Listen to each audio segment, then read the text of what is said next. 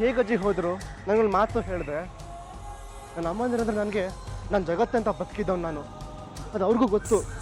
ಆ ಜಗತ್ತನ್ನು ಶೂನ್ಯ ಮಾಡಿ ಹೋಗೋದಕ್ಕೆ ಅವ್ರಿಗೆ ಮನಸ್ಸಾದ್ರೂ ಹೇಗೆ ಬಂತು ಅಜ್ಜಿ? ಹೇಳಿದ್ರೆ ನೀನು ಹೋಗೋದಕ್ಕೆ ಒಪ್ತಾ ಇರಲಿಲ್ಲ. ಆದರೂ ನನಗೊಂದು ಮಾತು ಹೇಳ್ದೆ ಹೋಗೋದು ತಪ್ಪಲ್ವಾ? ತಪ್ಪೋ ಸರಿ ಅಂತ ಯೋಚನೆ ಮಾಡೋ ಪರಿಸ್ಥಿತಿದಲ್ಲೂ ಅವ್ರು ಇರಲಿಲ್ಲ. ನನಗೊಂದು ಅವಕಾಶ ಕೊಡಬೇಕಾಗಿತ್ತು ಅಜ್ಜಿ. ನಾನು ಅದು ಹೇಗೆ ಒಂಟಿ ಮಾಡಿ ಹೋದ್ರು? ಪ್ರೀತಿ ಮದುವೆದ ಜಾನ್ವಿಗೆ ನಾನು ಬೇಡವಾದೆ. ಕೈ ತುತ್ಕೊಟ್ಟು ಅಮ್ಮಂದಿರಿಗೂ ನಾನು ಬೇಡವಾಗ್ಬಿಟ್ನಾ?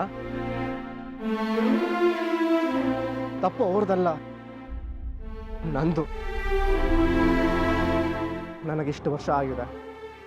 ನನ್ನ ಹತ್ರ ಆಸ್ತಿ ಇಲ್ಲ ಅಂದರೆ ಏನಂತೆ, ಎಜುಕೇಷನ್ ಇತ್ತು, ಕೈಯಲ್ಲಿ ಡಬಲ್ ಡಿಗ್ರಿ ಇತ್ತು. ಅಷ್ಟೇ ಯಾಕೆ, ಒಂದು ಕಂಪ್ನಿ ನಡೆಸೋ ಎಕ್ಸ್ಪೀರಿಯನ್ಸ್ ಇತ್ತು, ದೇಹದಲ್ಲಿ ದುಡಿಯೋ ಶಕ್ತಿ ಇತ್ತು, ಮನಸ್ಸಲ್ಲಿ ಚೈತನ್ಯ ಇತ್ತು. ಇಷ್ಟೆಲ್ಲ ಇಟ್ಕೊಂಡು ಚೆನ್ನಾಗಿ ಸಂಪಾದನೆ ಮಾಡಿ ನಿಮ್ಮನ್ನೆಲ್ಲ ಚೆನ್ನಾಗಿ ನೋಡ್ಕೋಬೋದಾಗಿತ್ತು. ಆದರೆ ನಾನು ನಿಮ್ಮ ಜೀವನ ನನ್ನ ನರಕಕ್ಕೆ ತಳ್ಳಿಬಿಟ್ಟೆ.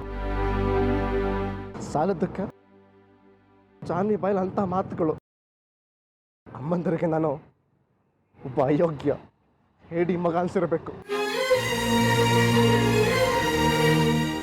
ಇಂಥ ಮಗನ ಜೊತೆ ಎತ್ಕೊಂಡು ದಿನ ನರಕ ಅನ್ಬೋಸೋದ್ಕಿಂತ ನಮ್ಮ ಜೀವನ ನಾವೇ ರೂಪಿಸ್ಕೋಬೋದು ಅಂತ ಅನ್ಸಿರ್ಬೇಕು. ಅದಕ್ಕೆ ಹೋಗಿದಾರ ಅಜ್ಜಿ. ಹೌದು ತಾನೇ ಅಜ್ಜಿ? ನೀವು ಮಾತ್ರ ನನ್ನ ಬಿಟ್ಟು ಹೋಗ್ಬೇಡಿ ಅಜ್ಜಿ. ಪ್ಲೀಸ್ ಪ್ಲೀಸ್ ಅಜ್ಜಿ.